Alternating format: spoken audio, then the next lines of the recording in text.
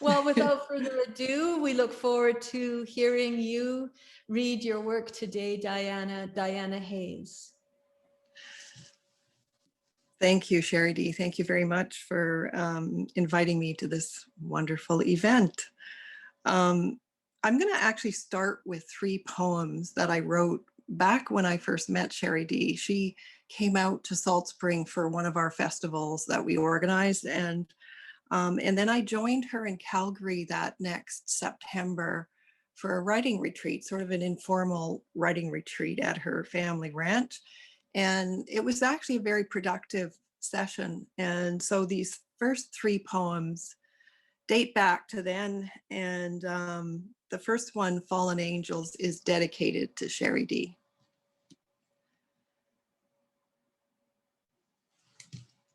At 16, on the ski hills of Banff, our bodies were alive with snow. Nothing ever ended. Our hunger, the size of our world. Our limbs became longer in the shade, skin white, perfect porcelain with every curve and lean turn. Our Celtic blood had not unfolded the many layers of darkness.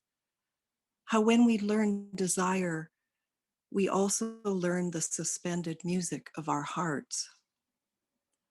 Let us say we were descending the mountain, clear of prevarications, sightings no map could discover, as our bodies grew hard and wet, fingers playing madrigals across our ribs.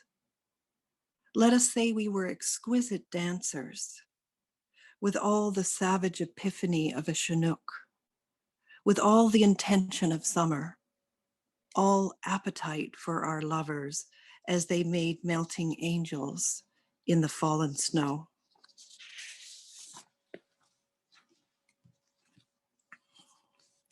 When I was there on retreat that September, it snowed, of course. I mean, this is Calgary, typical Calgary. And in those days, I was an avid runner. I've since blown out my hips, and I have metal hips, and I don't run, but I swim. So while I was there, I was determined to go out on some runs. And so this poem is called Running Highway 101 West. I can go anywhere with these legs. All the messages feeding my nerves with go forward, go up, go beyond yourself. Your hunger is your compadre. Your hunger makes you move in the eye of the muse. Your legs cross the double line highway of your heart. You are bare, raw, uncluttered, able to see directly into the sunset, looking west beyond the Rockies. That is where the weather turns. That is where the deep green shadow of the forest rises up and clips the edges of your wings, making them more aerodynamic. You move down the prairie highway on 2 good legs. They take you there, don't need new fuel, remind you to breathe, give deep, relaxed beats, song, sigh, and expel the rage. There is no room for cramped breath. Begin a highway roll past greener fields, past fenced houses, past trucks on a road with no shoulder to lean on. Keep going. This is better than love. It lasts and will not leave you hungry without breath, will leave you full again, sweet sweat beating down the passages of your body everywhere, no matter what the temptation. The water is slick and you keep running to the beat, to the beat, to the beat. Keep running. And one more from that writing retreat that year. I was nursing a broken heart that particular year, and so this poem comes out of that experience, and it's called The Body of Grief. The body of grief has no shame. The body of grief tears back the sheets and lays his weight on your chest. The body of grief knows no limits, takes a bite out of your heart, is all fingers and teeth. The body of grief always tells the truth, won't let you sleep for weeks, takes your breath away, speaks from the gut in low, persistent groans. The body of grief wears a 5 o'clock shadow, makes your chin raw with his kissing. The body of grief walks in your boots, licks your toes, gets into your jeans, won't leave you alone, follows you home, takes up the whole bed, sleeps with his head on your thigh, fucks you in your dreams. The body of grief rocks you on the dance floor, pours another drink, puts his tongue in your ear, sweats in your eye, stings. The body of grief has no shame, licks your tears, drinks your eyes, leads you to water, makes you crazy with life again.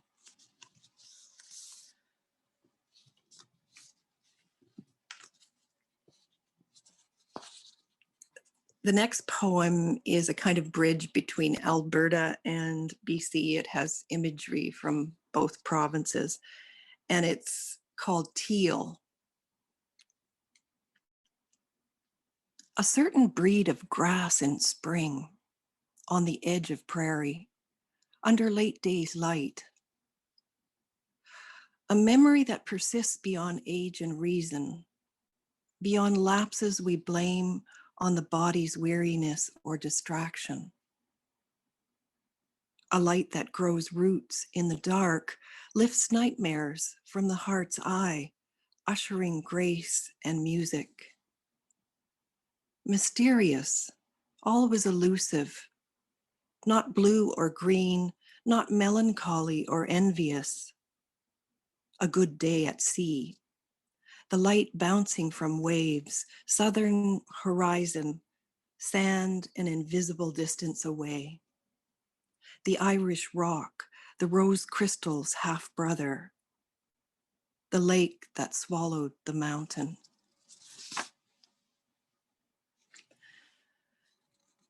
And one swimming poem. So I started swimming regularly in the ocean year round, almost 2 decades ago when I had a running injury, and swimming in cold water was very therapeutic. Vesuvius Bay winter. I go down to the bay at dusk in winter in a strange skin, not fish or woman, and let my body walk away from its life. This moment here, that moment gone, no matter that alarms ring, the morning struggle on. I walk into the sea with great relief that my earthly self will not stare back at me, that my skin, now electric with salt and pure cold, brings me to a wilder place of belonging.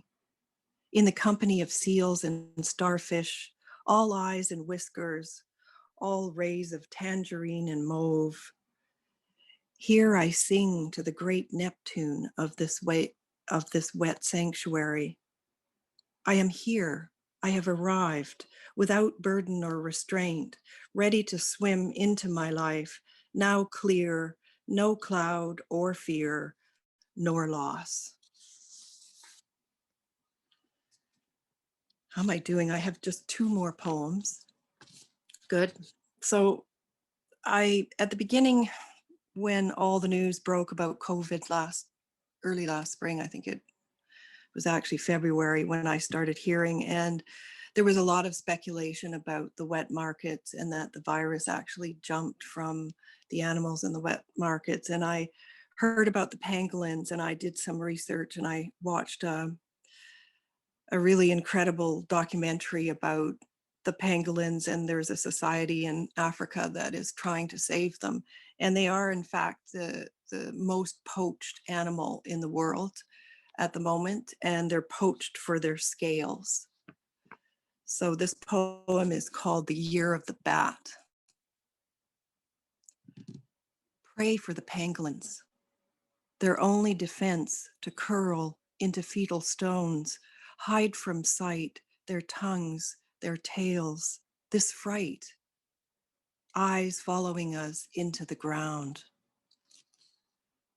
The cup we drink from spills contagion in the name of food, harvest of scales, armor in the name of healing, only to fall ill while bats alight on market rafters throw shadows on our shoes. Dark agents born from entrapment, vectors in tears and cages, clang of cleavers ring, while price tags drip zoononic blood, corona seeping from the edges.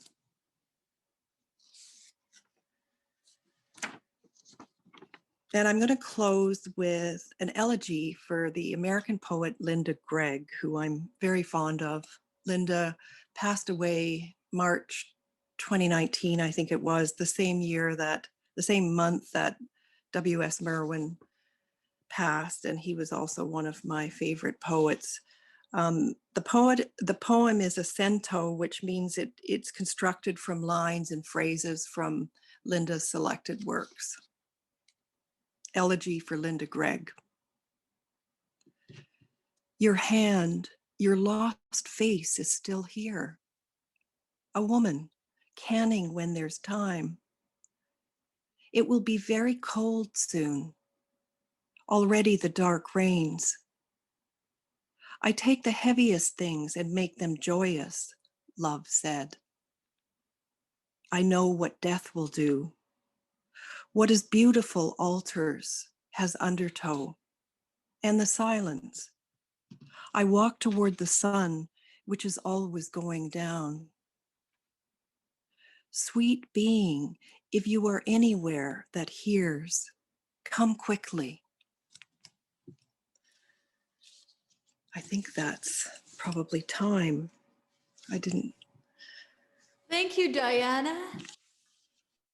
Thank you. And now we can turn on everyone for a moment. Andrew. Thank you. Now everyone can speak to Diana. Beautiful. Thank you. That was great. Thank you. Thank you. Thank you. Thank you. That was wonderful. A mixture of, yeah. Well, there must be 15 regulars now, at least. New SEALs have joined us. Beautiful. I definitely want to come and try it out. Swim in the ocean, but yeah. I think I'll wait till summer. Yeah. It is cold. We get popsicle face, we call it. Yes, and I remember your fascination with butterflies as well. Oh, yeah. I look forward to those poems. Yes. Yes. Well, thank you very much, Diana. Thank you. Thank you for the opportunity. Well, you know, that was a beautiful reading, and thank you for the memories. I really mean that. We had a lot of great times at that retreat, and I'm surprised you find that writing. I don't even know where mine went to. That's when I was drinking, I think. And you were baking a Duck and Heinz cake, as I remember. I have pictures of that. I posted it. Oh my God. Oh God. Well, thanks, and we'll be talking soon. Yes. Next, we have Brandon Wint. And Brandon was born in Ontario, and he's a poet and spoken word artist. He uses poetry to attend to the joy and devastation and inequality and inequity associated with an era of human and ecological history. I have known his work for a number of years, and he has been touring. He tours in the United States, Australia, Lithuania, Latvia, and also in Jamaica. And his recently launched book, which came out with, you may want to talk about this, Brandon. It's called Divine Animal. And I went to the launch online, and I was really mesmerized by the poetry and the presence of this beautiful poet, Brandon Wint. Thank you, Sherry D. That was lovely. Hello, everyone. So good to be with you, even in this virtual space. So good to, yeah, to meet you in a certain way. Like most of the people that I'm speaking to now are people I haven't met in person, and so it's nice to make your acquaintance. I'm glad to be here. I'm gonna start with a poem about my grandparents, just because it feels right. Maybe I should call them today. I don't do that enough, but they're in the poetry all the time. This first poem is called Grandmother Rituals. My grandmother in Barbados walks among the plants of her backyard, startles with the sway of a languid arm the flight of bees who speculate at the mouth of a hibiscus. My grandfather clears his throat, hopes the breeze of late afternoon will cool his sweating forehead. The ease, the smell of the sea, the salt that lingers over Barbadian life. This is how they know they've survived. They've retired from the rigors of Toronto, the affections of Canadians as fickle and cool as the seasons. They are home now, and free enough even to own a thin and ever yelping dog as they did when they were children. Grandma carries a hymn into the kitchen, her voice lithe and red as saffron. Somewhere on a mantle in the living room sits a photo of me as a toddler, my grandfather's oversized hat covering one of my eyes. My grandparents were not promised, as I was, space to dream beyond gardens and veranda steps, beyond rooms large enough to sing inside of, where the name of Jesus lives, warm and still holy in their kitchen. My grandmother winces as her arthritic hands knead dough on a counter smelling of flour and rum. She has made her whole life this way, from the efforts of her fingers and elbows. Granddad waits for night to fall onto the front steps of the house, watches life grow around him in the same silence his wisdom keeps. I am in a kitchen in central Alberta, rolling yellow bulbs of coriander in my hands. As I crush their shells between my fingers, the scent of a dream enters the room. These, I realize, are my grandmother's rituals. Today, these are my grandfather's quiet hands.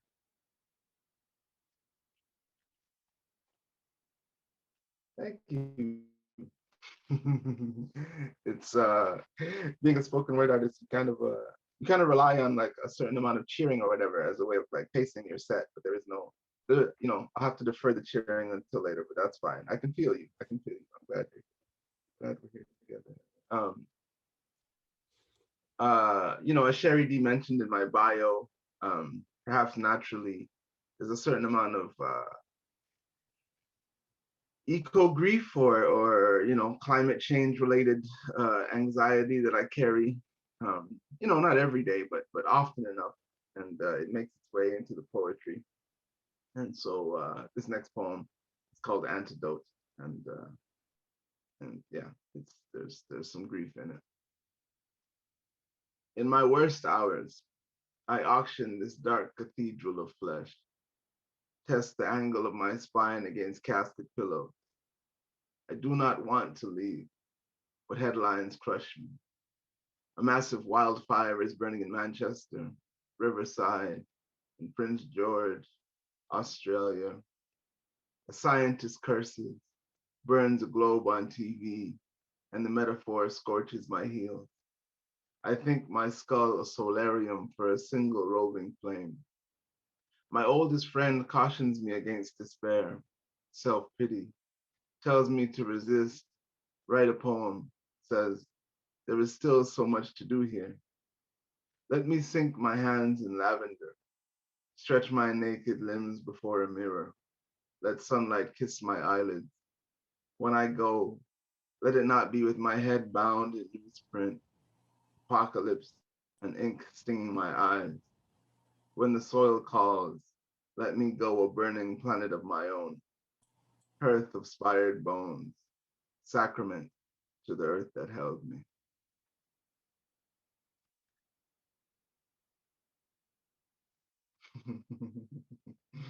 Mm. And now, like I'm not trying to bum anybody out, so we'll move into a different kind of heartbreak. Some breakup, some breakup poems. I'm in a wonderful relationship right now, but yeah, breakups are wonderful insofar as they are cleansing. They're like a way of uh, resetting my self understanding. And so even though they're painful as hell, I'm always grateful for whatever there is to learn from the journey of attempting to love another person well. So this poem is called "I Had a Dream for Us." I had a dream for us, a private world, fragrant as a garden, luscious as spring. I had a dream of us rising as sunflowers twinned, stems entwined like dancers' limbs, thoughtless, a channel as water folded over us like hands, like prayer. Had a dream of us swimming, nearly naked, our bodies slick, lithe as seaweed. Had a dream of us praying, silent in our devotion, our God separate but alive. Had a dream of us as children, cherubs, babies, ageless, fattened by laughter, feasting always on mirth. Had a dream where stars did not blacken, did not char our hands. You plucked them like fruit, fed me from their nectar. My mouth was sweet with wine, electric. Had a dream of us as drunkards, babbling like elders, like singers, like water over stones. Had a dream of us in a garden of our making. I dreamed my hands thrumming the soil. Had a dream of us kissing, always kissing, the soil of us, naked of smell. My hands, elegant, stained by earth, and you in the garden, fertile as spring, with me, with our mouths, planting seeds. Just gonna do, yeah, a few more. Thank you for your comments as well. They're lovely. They're lovely to see. Um, you know, they approximate the love and the fervor of a live reading. So I appreciate it. This next poem, in a certain way, is inspired by Beyonce. I'm not a card carrying member of the Beyonce fan club by any means, but I don't know. Every time she performs, it's like a occasion for celebration of feminine power, which is something I can respect unto itself. And so this poem is a reflection on what such celebrations might look like or feel like. Yes, thank you, Charlie. I appreciate that. I have heard my sisters frenzy, singing to summon Orishas to an ocean center. I have heard then, joy crest like a wave, pulse sonorous, symbol the earth. I have seen the goddess open like a full sky, a celestial mouth, seen her spindle lightning to a single crackling note. Have you heard, brother, the song that melts the nightclub to honey, that sticks the walls to glistening like the labor of 1,000 bees? Have you heard the trumpet moan, cry out, torch the evening red, the flute shrill with pleasure, plume the air with orgiastic witness? Do you see, sister, the songs of praise misting the windows of this temple? Look, sister, how a single quill of sound can read my limbs ecstatic. And what is a body but divine machinery tuned finely as a cello's bow to pleasure's ask? Look how the goddess uses me. Look how the goddess uses me. Look how I billow with the breath of unwritten song. Sister, turn your head. How many instruments we are. Feel the room sway, roll at our insistence, like thunder through graying womb of cloud. Together, aren't we as irresistible as rain? Is heaven a symphony, an angelic gushing? Look how firmament wells with the water of our court. Aren't we a storm, sister? Aren't we a storm when we move and the sky trembles, torrents our relation. Look how the world shifts us. Look how the world shifts when the goddess flows.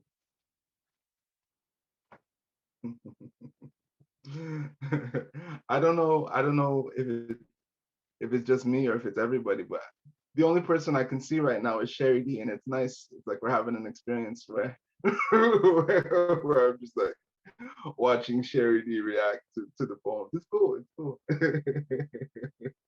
I appreciate it. My last or second last poem is one that will focus on my body.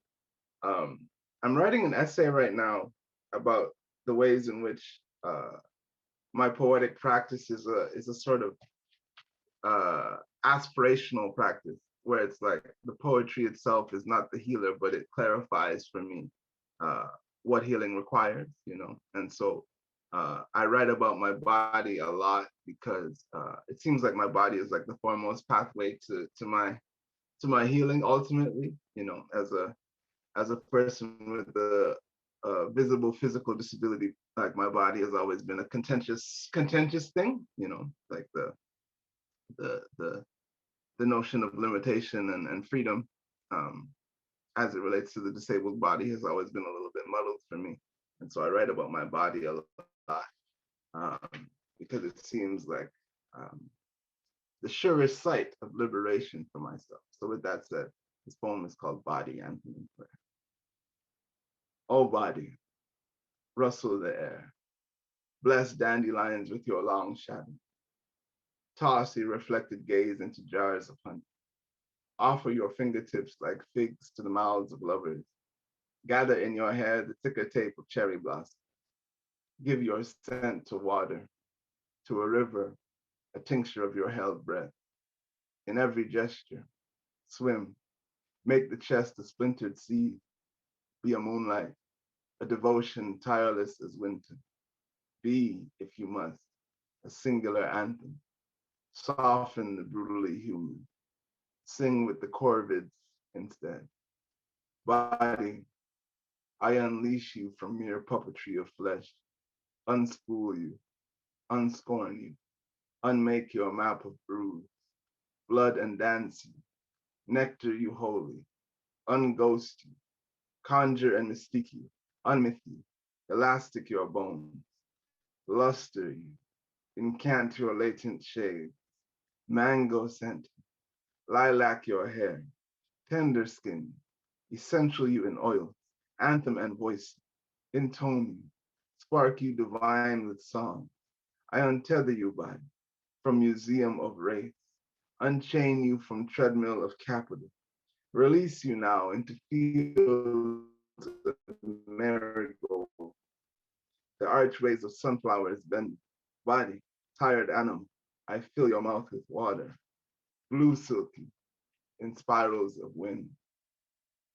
I reserve an anthem for joy, though it has no words. When I sing through my closed mouth, the song wells in my eye, and the winged insects who sleep at midnight under porch lights stretch themselves to hear. In the shadows of skyscrapers and the loom of blue glass towers, I stir listless downtown avenues with an aria of footsteps, the instrument of my breath rattling trees. I reserve an anthem private as bedroom, where unseeable verses tumble from my body's every gesture, and a single finger raised into the heat of my wife's waist becomes jazz, even as I sleep and mosquitoes trouble the stillness of my face. I sing a hymn for the unseen world that holds this human dance together. My entire frame, a grateful mouth, gushing quivered notes. I wake daily into this anthem, the chorus of my life. I'm going to stop there, but I thank you. I thank you all for listening. I thank you all for your kind words, and I look forward to hearing the rest of the event. As Sherry D mentioned, that all the poems I just read came from a book called Divine Animal, which you can get at rightbloodynorth.ca if you're interested. I will also put a link into the chat if that's something you would like. Hi, Audrey Lane. Good to see you. Hello. Wonderful. Thank you so much. Good stuff. Hey, Brandon! Woo! So good.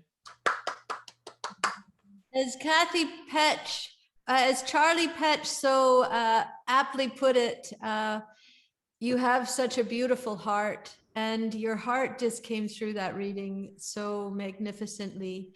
Right, Charlie? I say, hey, yeah, absolutely. Yeah, such a beautiful Thank you. person and artist and everything. Thank you so much, Brandon. Thank you. Thank you. Okay. And nice seeing you, by the way, there, Charlie. I haven't seen you for, I don't know. I only see people on social media now, and it's weird to see them moving. There will be a time we get to move together again. Thank you, Brandon, and that was a great reading from Right Bloody North, your book that is called Divine Animal. And Right Bloody North is an up-and-coming great new publisher. For those who haven't heard of them yet, they Brad Morton is the publisher, and he's doing some really interesting work. And we will see great things coming out of that young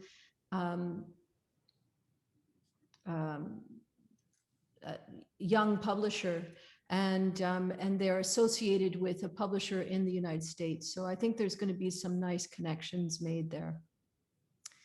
And next up, we have Sandra Sutter. Sandra Sutter is an award-winning Métis recording artist and songwriter. She writes and records and performs in a multiple of genres, encompassing roots music, including Native Americana, folk, country, pop, jazz, and rock. And I first heard Sandra's work. It was something she released at Christmas time called Aurora 12, and I was just enchanted by it.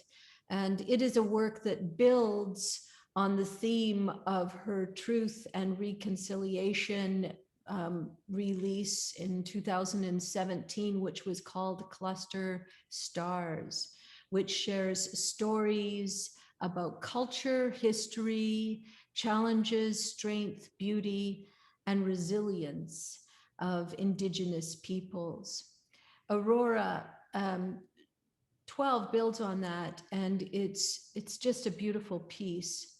She's won so many awards in the last years. In 2018, an NAMA award. In 2019, an IMA award. I can just list the awards, Sandra. You must have a whole room dedicated to those awards. I hope you do anyway. And, you know, she does a lot of work in the community as well. I always believe that artists are those people who do their own work, but they also give back to the community. And she gives back to the community on so many levels, so many associations. And I'm lucky to sit on a board with her for Futura 20 to help women, to especially women of poverty and women to have feminine products who cannot afford them. And so we work together to lobby, to create space for women. And you're a great woman, Sandra. I look forward to hearing you today. Sandra Sutter. Thank you, Sherry D. It's such a delight to be here with you. Thank you for including me, and great to see everyone here. I'm going to take you on a little journey. Not too sure how many of you will identify with this song that I'll open up with. Maybe all of you. Maybe you'll just think I'm crazy, but I was thinking about COVID-19 when this first hit us in March last year, and how sometimes depression is as seductive as a lover. So this song is called Midnight Serenade.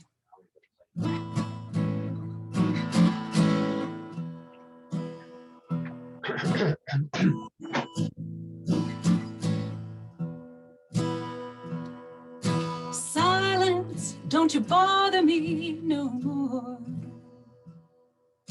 I heard you when you knocked upon my door, but I'm not letting you in, 'cause I know where you've been before.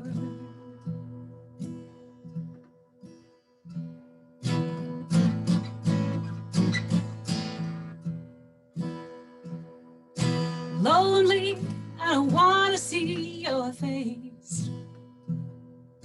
There's parts of you I know I can't erase. So go on and walk away, 'cause you don't get to stay in this place.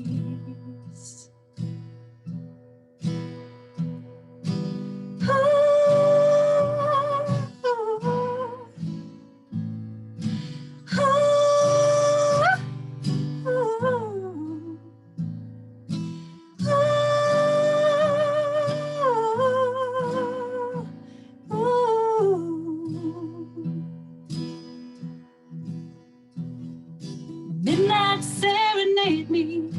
I know you wanna save me, but baby, I've heard all that before.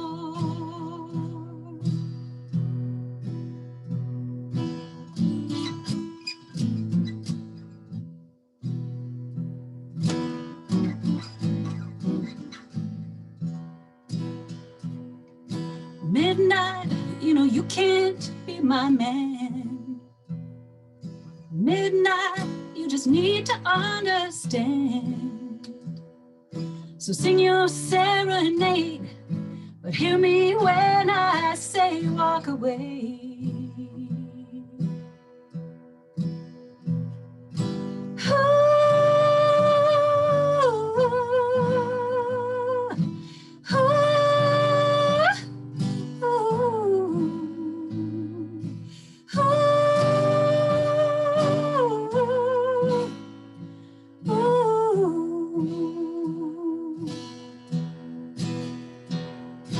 Midnight serenade me. I know you wanna save me, but baby, I've heard all that before. Midnight serenade me. I know you wanna save me, but baby, I've heard all that before.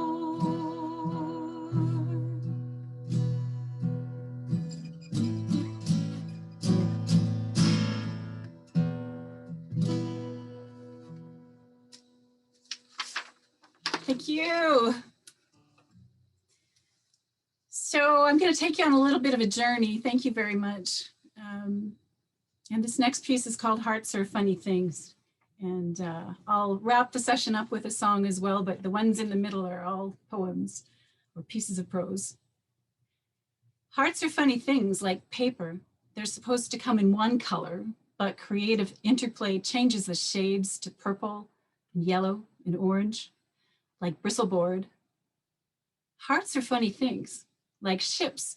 They're supposed to be strong and steady, but egos and hidden agendas change the motion to erratic, and we end up like the Titanic. Hearts are funny things, like leather. They're supposed to be pliable and supple, but wars and misconceptions change the fabric to thin and torn, or hard and worn, like saddles. Hearts are funny things. This next one is called She Is, and it's one that I got to participate in Sherry D's Legacy Project with, the YYC Pops poetry book. Thank you again for that opportunity. Humbly she walks, one cowboy boot in front of the other, quietly, like her thoughts, not wanting moccasin footprints discovered. Walking in two worlds, she assesses the damage and reflects on what's wrong. She heals while she encourages others through action, word, and song. Living in two worlds, she assesses the progress, reflects on what's right. She is grateful that there are so few times when she still has to fight.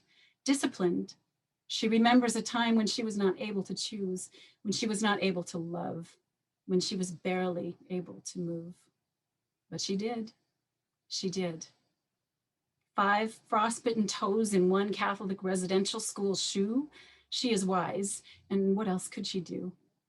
She shares stories and berries and ceremonies. She is mother, mentor, grandmother, aunt, great-grandmother, sister, wife, and friend.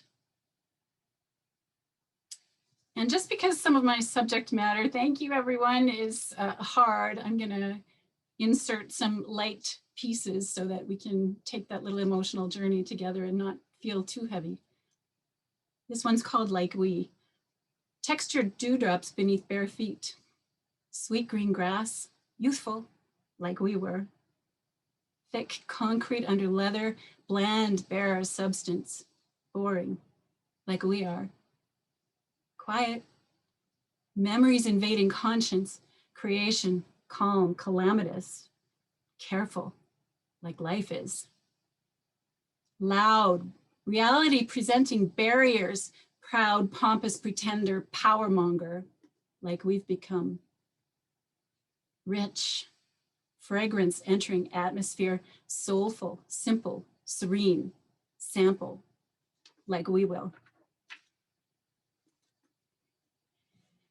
This next one is called The Indian and the Child, and it was written for a friend of mine, Chief Vincent Yellow Old Woman, who'd asked me to write a piece that had the words, kill the Indian and the child in it. And then he asked me to end it on a positive note. And it's about his journey through residential school. So I co-wrote this with a gentleman named Jim Peace, and this is the result. 6 years old on his first day of school and emotions are running high. Mom and dad are left home alone as he bids his parents goodbye. The shiny white building in a faraway place holds promise and a yet unknown fear. The footsteps this young boy will take on his own should have been taken with family near. The weather here is changing and dark clouds are closing in. The boy can't withstand them for long. They remind him his skin is sin. They are sinister like the weather and like a storm that brews within. They wash away childlike innocence, trying to kill the Indian in him. They tried to kill the Indian in the child. They thought he was a savage, untamable and wild. They could not see the Creator's plan for him was the same for you and me. We are meant to walk together on the good red road of beauty. Kill the Indian in the child, they said, and to be sure those teachers tried. No language, no family, no culture. Every night he cried. A forced haircut and a cruel bath, bleaching brown skin into white. They tried to kill the Indian, but the Indians survived. Their methods were born of ignorance. Along the way, the road got twisted. The boy could not do a single thing right, no matter how hard he listened. The lessons that he learned were not about writing, literature, or math. What will it take before graduation for him to discover a welcoming path? They tried to kill the Indian in the child. They thought he was a savage, untamable, and wild. They could not see the Creator's plan for him was the same for you and me. We are meant to walk together on the good red road of beauty. Oh, Canada, you failed your people. Where did you go wrong? Underneath that national anthem, you were not true, free, or strong. You built a railroad to unite this nation and sent your beautiful children to jail. They were beaten, starved, and tortured. Their future was derailed. You get 9 years for rape and drug deals, 9 years for a major crime, or 9 years in residential school to kill the Indian in the child. Generations have been affected and had to remember how to pray, to rediscover a sacred culture and find forgiveness along the way. For years, he spent nights searching for a love he couldn't find in the walls within his prison, in the eyes that had gone blind. As he found the path to forgiveness, he could leave that pain behind. The grace he knew would save him was in his heart and not his mind. Once punished for sins like laughing, jailed in chicken coops by powers that were, we are walking again on the good red road and creating a new future. We thank the Creator for giving us life and reminding us every day that the enemy who destroyed us once is now the friend with whom we pray. The Indian in that child is the chief of his people today, leading his community, showing them grace along the way. They walk towards a new future in this country we all share so that his 6-year-old grandchild will have no reason to be scared. They tried to kill the Indian in the child. They thought he was a savage, untamable, and wild. They could not see the Creator's plan for him was the same for you and me. We are meant to walk together on the good red road of beauty. Thank you, Creator, for the grace that allowed the people to survive. You can never kill the Indian in the child. Thank you, Creator, for the grace that allowed the people to survive. You can never kill the Indian in the child. And so just to lighten it up a little bit, this one's called A Day in the Park. Cover of dream-filled clouds, thoughts out loud. Breeze blows through windswept hair, sun moves not anywhere. Grass, lush and fragrant, beside buoyant stream, tranquil moment, quiet dream. Squirrel chatters overhead, heeds not what has been said, scampers quick from tree to tree, wild and free. Bird soars in spiral arc, sweet song of meadowlark, melodies of tenderness, visions of loveliness, sunsets in orange glow. Now it's time to go. Save these thoughts for tomorrow, we might never know.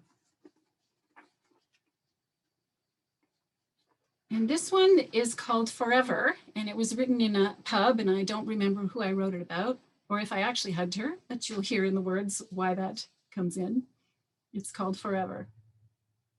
She is like a beautiful exotic cat weaving in and around my ankles, making her presence known, unobtrusive yet fully present, insistent without being aware of the fact.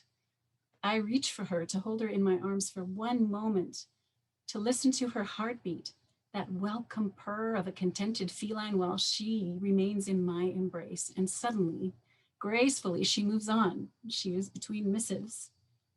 I breathe her in like the acrid smoke that wraps around my skin, enveloping me in a foggy state of not quite reality and not quite dream, undulating in a hazy, euphoric nicotine kick. She exudes a quality not unlike fragrant tea, something time-honored in its goodness, instilled with standards of exceptional quality.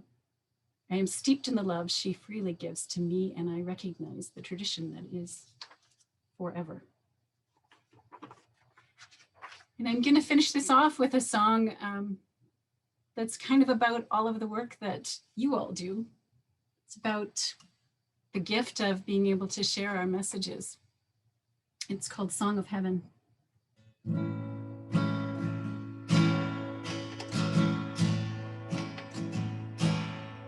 You want to tell me about a time you were near to losing your mind. It's all right. It's all right. No, it's a little scary. I know your heart is full of worry. It's all right. It's all right. You've got a story that's burning in you, and you've got to let it go to its home. I can hear the song of heaven. It's there if you stop to listen.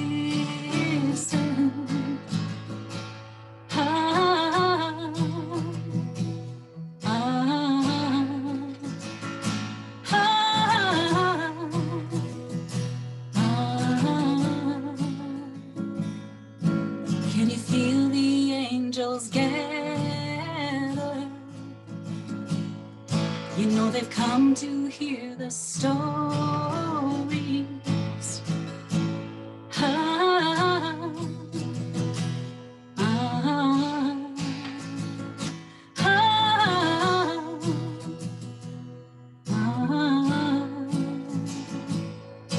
When the student is ready, the teacher appears. If it's you or if it's me, I don't know. Now let me tell you about the time that I finally saw the signs. It's all right. It's all right. all right. It's all right. You know I ain't big on telling tales, and with how it looks from here, we don't care. But I had a story that was burning in me, and I had to let it go to get clear. I want to thank you for the lesson. I didn't know that I was learning. It's all right. It's all right. It's all right. It's all right. Can you hear the song of heaven?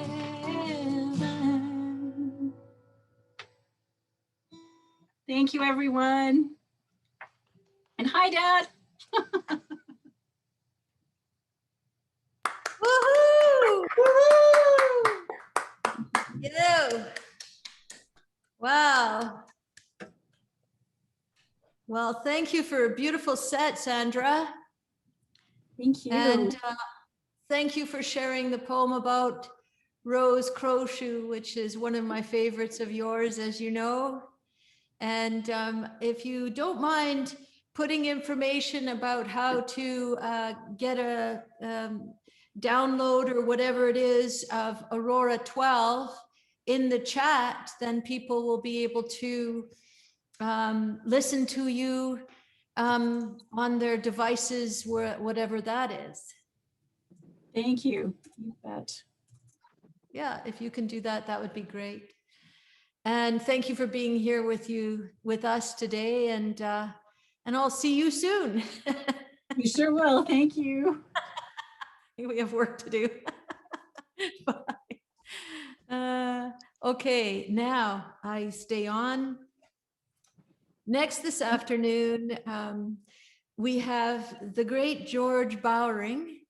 I hope you're not insulted by this, George, but I consider you to be like the jazz daddy of Canadian poetry.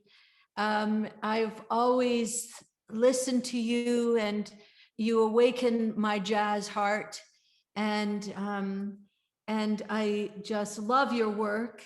Of course, you're prolific, probably one of the most prolific writers in Canada.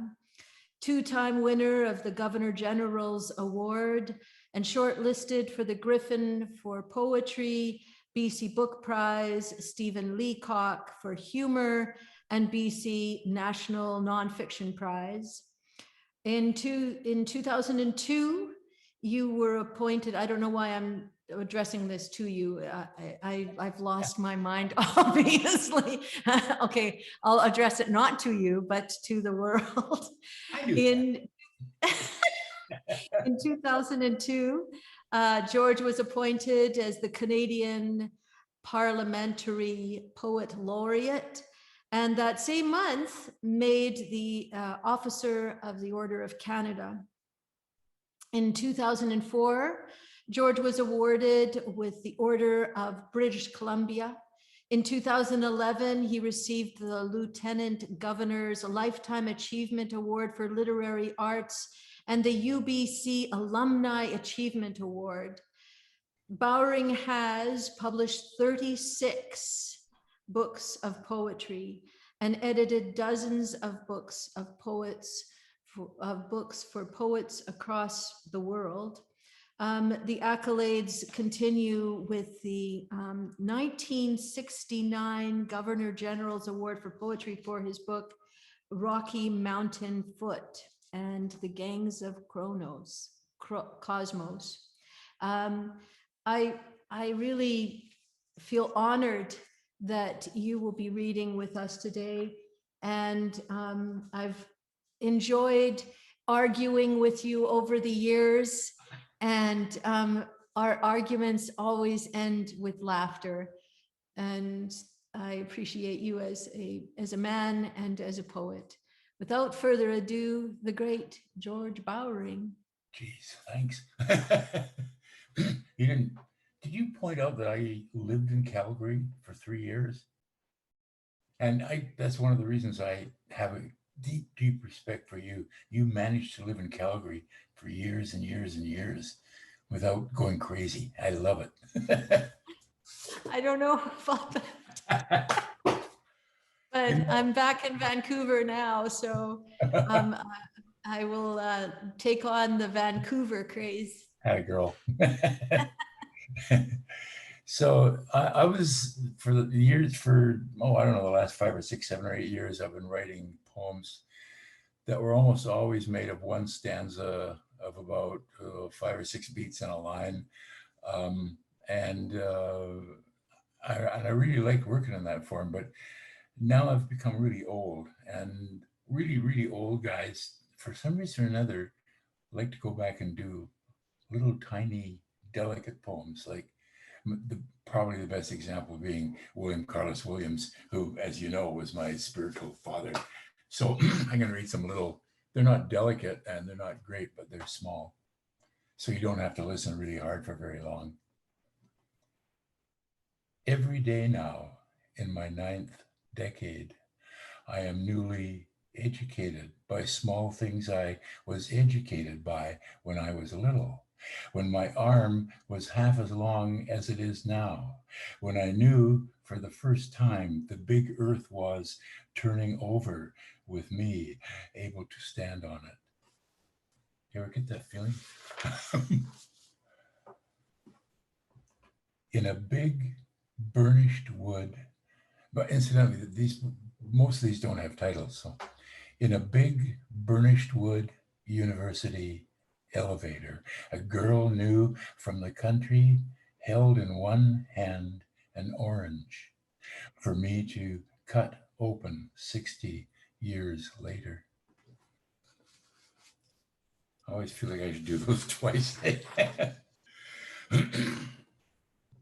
In a hillside above my dry town, I dug a hole out of which I lifted a knife, a baseball, and finally this poem.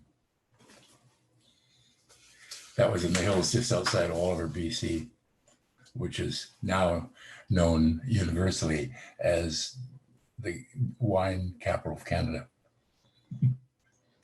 Skinny little girl in a dirty dress, held between thumb and bent forefinger, a blue bird's egg. That was a surprise, made me keep my quiet.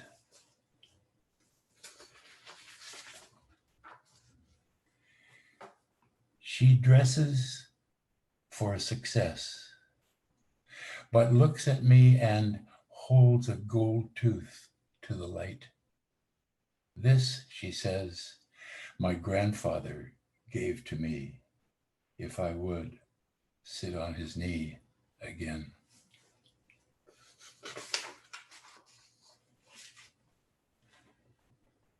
You have to follow this one really close. The bird I dropped into the hole I dug down, up the hill I climbed, was higher than my home, lower than the airplane I saw while climbing. Did I ever see the bird flying? Did I ride high in that plane? How high will I lie in the hole they find under what sky?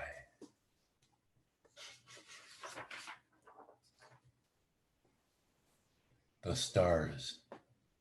This one has a title. The stars fell from the sky like similes on a sheet of paper. If you're going to do it, do it. Okay, that's all of those. Oh, and look, I haven't even used a 10th of my time.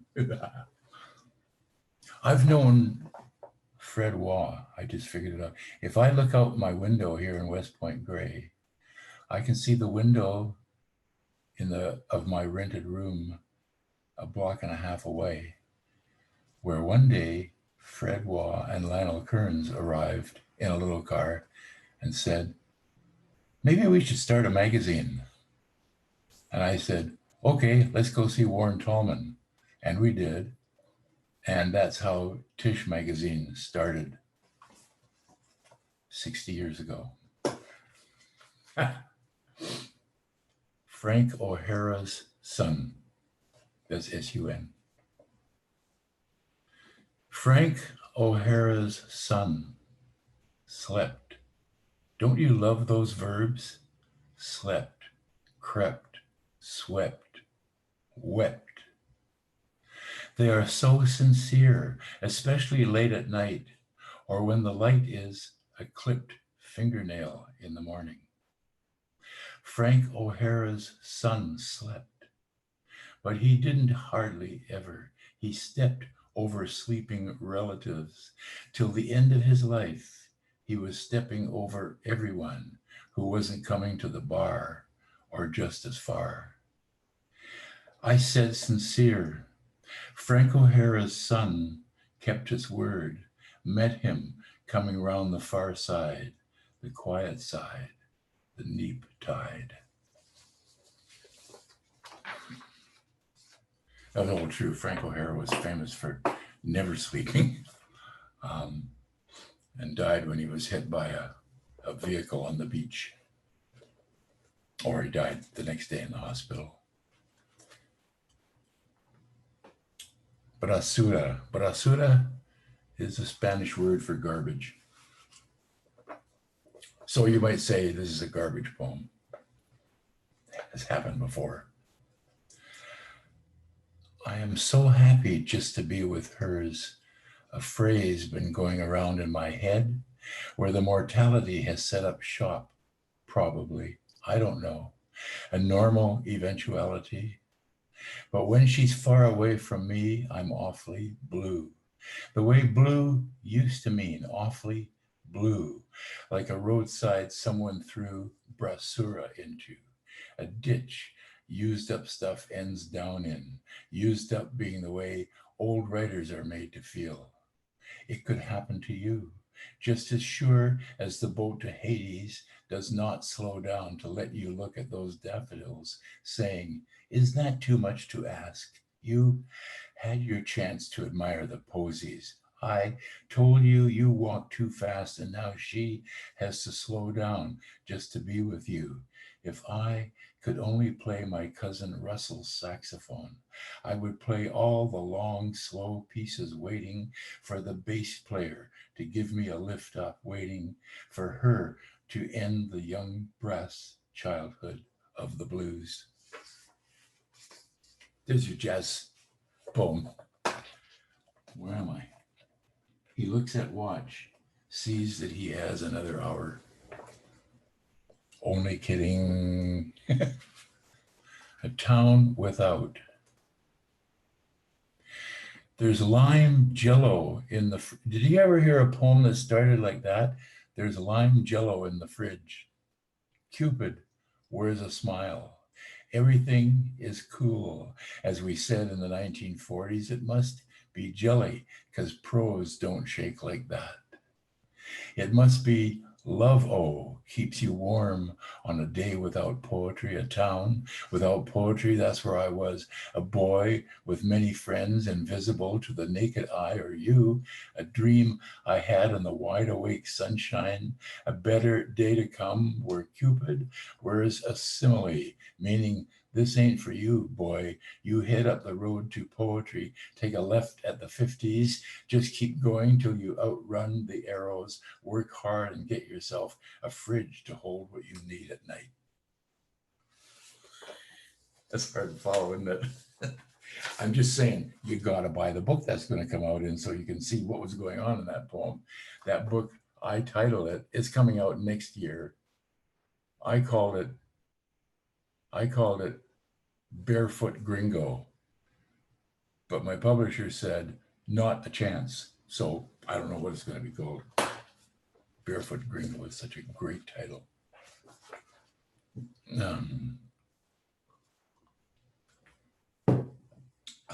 Okay, I'm going to read two more, I think. There's a reference at the end of this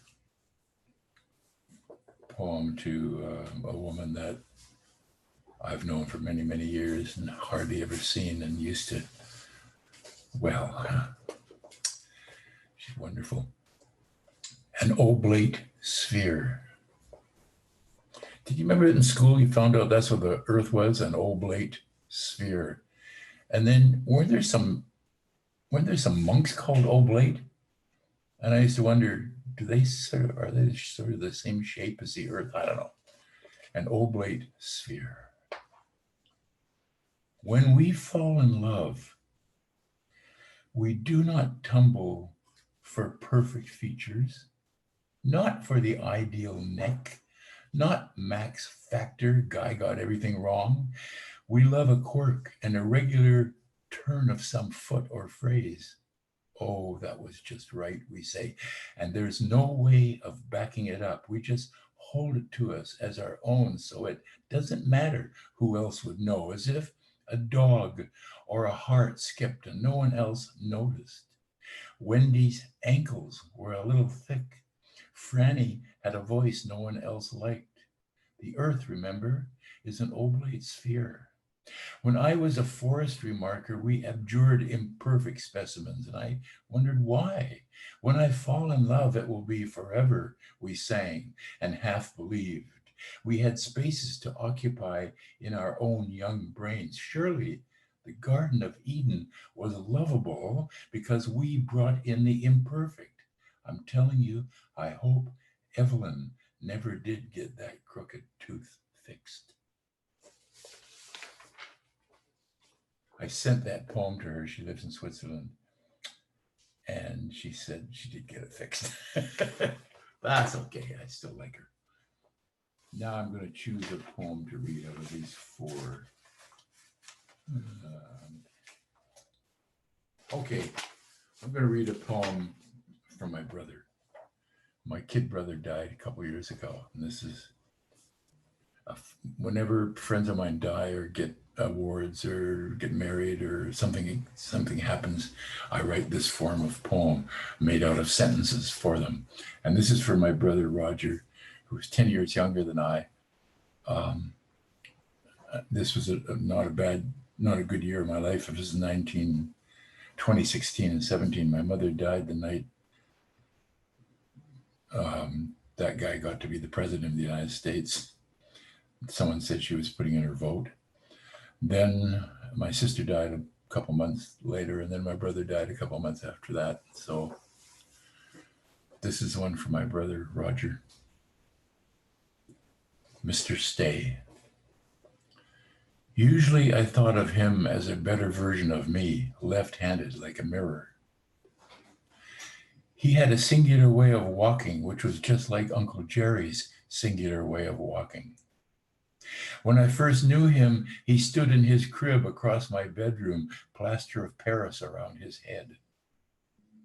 I showed him and Jim how to play baseball till they were better at it than their teacher.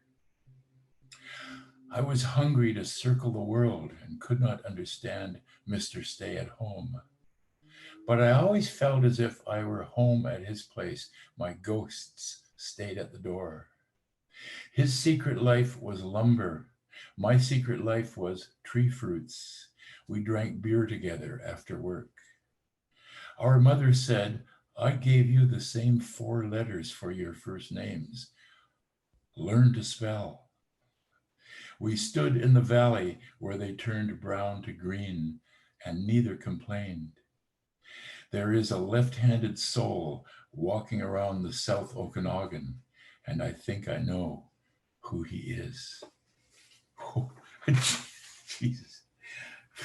A shiver just went through me. Sorry. That's it. Woohoo! Wow! Amazing. I'm trying to hear whether or not my daughter's clapping. I saw her picture up there and I didn't notice. No clapping.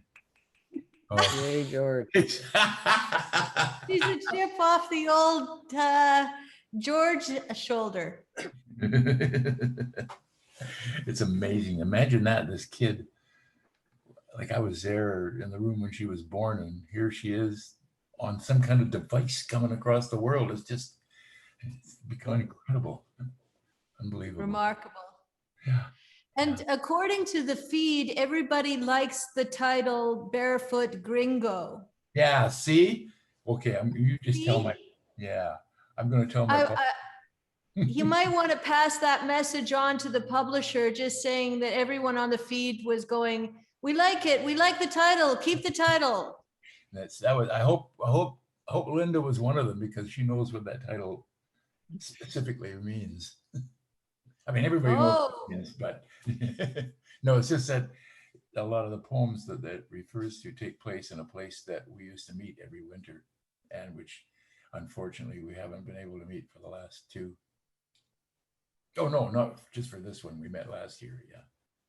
Yeah.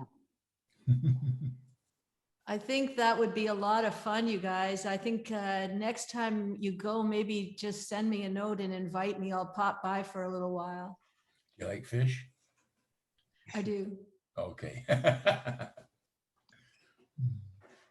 Well, Okay. thank you very much, George. And also, everyone also agrees with me that you are the jazz daddy. Yeah, but you know what? In high school, I played the tuba, and your next reader played the trumpet. That makes sense. We both played B flat instruments.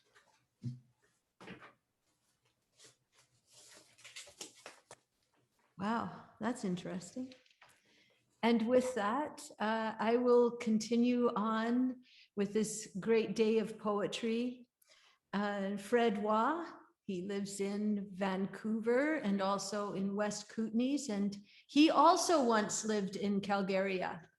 And so Calgary has housed all sorts of wild poets, apparently.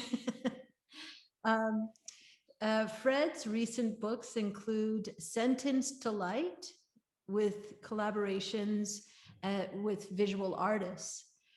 Is a Door is a series of poems about hybridity.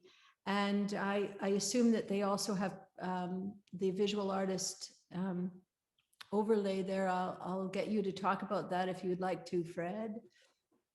Hi Muck Amuck, playing Chinese and in an interactive poem, is available online. And that's at http:// Muck Amuck. That's HIGHMUCKAMUCK.ca/.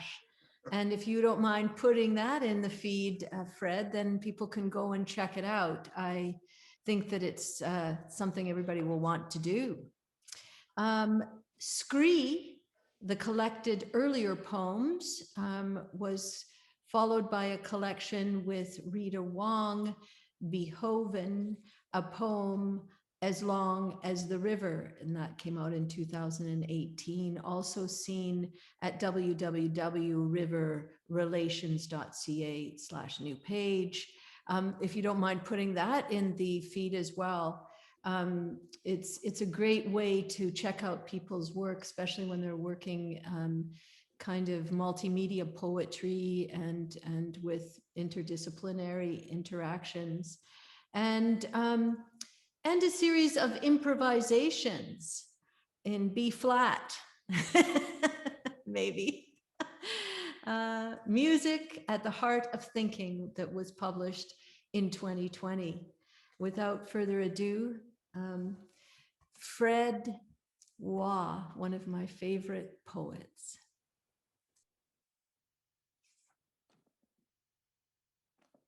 Oh, am I there? Okay. Hi. Thanks, Sherry.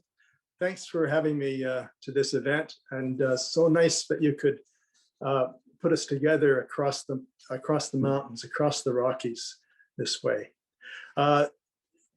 Nice too that George gave us that, or someone gave us that lead in, gave me a lead in for his absent trip to Mexico this year. When he was in Mexico a couple of years ago, I sent him this postcard. It's called Postcard to Chapo for George. Are you sitting in Jalisco? Are the birds hungry again? What have you lost? Your hearing aid or your hearing? Pauline's just lost her first one. I've been reading your book about everything, and I think it's pretty good, the way you let it be about the music at the heart of things. You must be sitting there this morning with a slight taste of fish, pelicans, and salt air in your coffee, breathing the next title.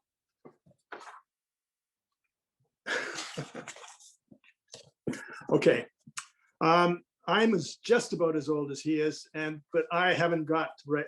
I'm writing long poems, so you're going to have to put up with this, I hope, or hope you will put up with this. It's called Presence, and it's from this this recent book, Music at the Heart of Thinking, and it was written with a musician in Quebec, Magalia Baban, for an installation from Rhizome in Quebec City. It's called Presence. About that smoke around your neck, about the invitation you expect to be delivered to your door, the one that creaks but can't be locked, that opens where the rabbit plague began, and mythology inherited another story of discovery with a monkey in it, leaping all over the violence and the gems of boundary, where we had been trying to live a year or two, and then set sail for El Dorado westward, even though the smoke was heavy in Oregon and British Columbia. Obliged then to wait until mid-afternoon in the old Atlantic time somewhere in the Pacific. This was also the rule in that hemisphere, where the discipline of the anecdote waited for the ending of the music or the hum of electric light rigidly enforced in the silent middle voice, because the law of halves looks on both sides of the imaginary circle around the earth, which never stops polishing and sweetening the celestial sphere. No crack, no opening of any sort, but very bright, where medicines no longer have any helpful effect. So there it was in the pattern of the cigar metaphor, storyfied just like from the days of the Canadian remittance man, just like the circle waits for the check at the month's end, just as the tidy brain gets shipped or shopped around the world, at least the one we read about and take for proof. There's no escape from this equator of thought and appearance. For example, at noon, there's lunch at the Great Meridian, and there is waiting for the chalk line of recognition, even though I have to approach it at a long slant. I would rather see it than any other thing in the world, girdle the doldrums, even bring it back to Lou Welch's Wobbly Rock and that charcoal border we talked about. Are these the stamps for the final envelope? A condition of things findable elsewhere in the tricky slant of echo, repeating as an augmented fourth back, forwards and backwards, plus, minus, stretched out across the ocean, which the sailor described to the young girl as a sluggish 20-degree blue ribbon through which the boat slows down as it climbs up the bulge at the center of the planet. Even told her that one must shave when crossing the equator for the first time. But he didn't tell her about Neptune's intervention into our own solar system of facts. E.g., this morning we are in the night of time, which will last far longer than day, and tomorrow we'll be close to the center of our imagination and then have to drop out a day, never knowing how much time remains until we get to fade out in the coda, forget about the equinox. Thoughts of this kind are always tomorrow, along about the moment we cross over the meridian, or at least invent that movement in order to find the honesty of history. Who can remember the citizen of our own Big Sky Dipper used to be called Great Bear until it became the property of the United States trying to MAGA the universe, but no more talk of riots having crossed the celestial boundary. Now the Southern Cross will need a sky all to itself, so saith Sam Clemens. I would not change the Southern Cross to the Southern coffin. I would change it to the Southern kite. For up there in the general emptiness is the proper home of a kite, but not for coffins and crosses and dippers. Beneath the Magellanic clouds lies the bellbird of recognition, ringing out at short intervals from behind the constant whooshing of a deep wind, avoiding the miscalculation of overdensity.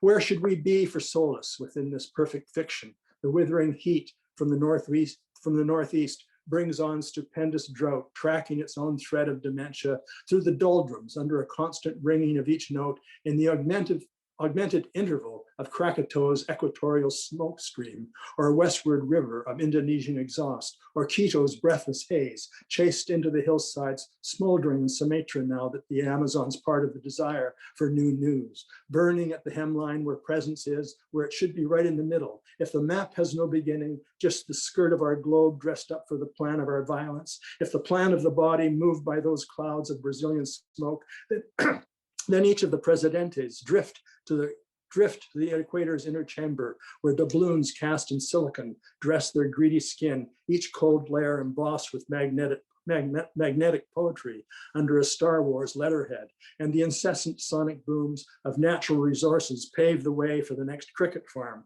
while the bells keep ringing and the confessional curtain rushes, not revealing its dark secrets, but our knees are getting sore. Our penitents don't help. While standing in the doorway, you could oil the creaking hinges with dinosaur memory, or that little yellow sticky on the fridge door reminding us of the same song every day. Deep time looms out there, our wrinkles in that thread through the middle kingdom of celestial garbage, and a showy imperfection in the asphalt of the imagination, always trying to economize the truth as another treasure island. Let's confess and live under the bridge, since distance is presence. Damn it, where is my copy of America, a prophecy?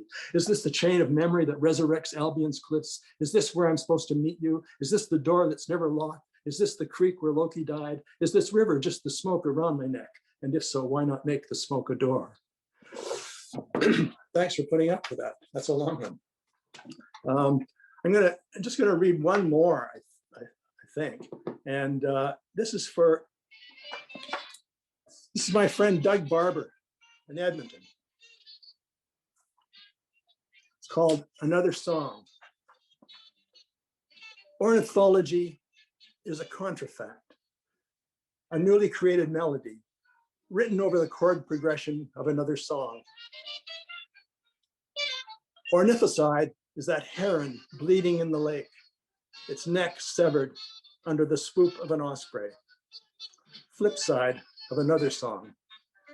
Thanks.